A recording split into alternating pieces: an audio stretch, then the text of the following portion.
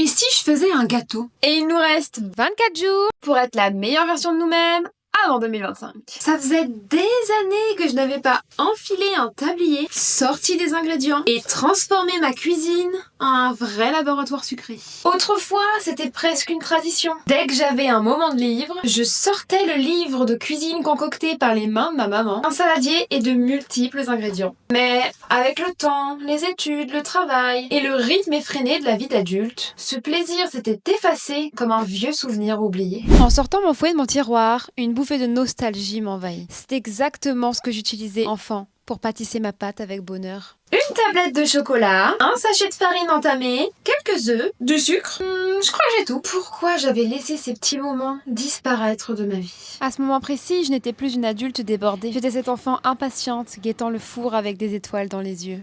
Pourquoi avais-je arrêté? Ce moment de calme, ce plaisir simple, ces souvenirs, tout semblait si loin. La vie avait défilé à toute vitesse, m'entraînant dans une spirale de « je n'ai pas le temps ». Pourtant, aujourd'hui, j'avais pris le temps. Et c'était suffisant pour raviver quelque chose d'essentiel. J'avais oublié à quel point la cuisine pouvait être thérapeutique. À travers un simple gâteau, j'ai reconnecté avec une partie de moi-même, celle que j'avais mis de côté pour gagner du temps. Ironiquement, ce moment volé au calendrier me donne l'impression d'avoir retrouvé quelque chose d'inestimable. Et si je commençais à prendre le temps? Pas juste pour cuisiner, mais pour moi. Pour tous ces petits moments simples, oubliés, mais tellement précieux. Parce qu'au fond, c'est pas seulement un gâteau que j'ai fait, c'est une partie de ma vie que j'ai récupérée, une part de bonheur que j'avais complètement négligée. Allez, je te dis à demain pour une prochaine prise de conscience, vers une meilleure version de nous-mêmes pour 2025. Et partage cette vidéo à quelqu'un qui a besoin d'entendre ce message. Bisous!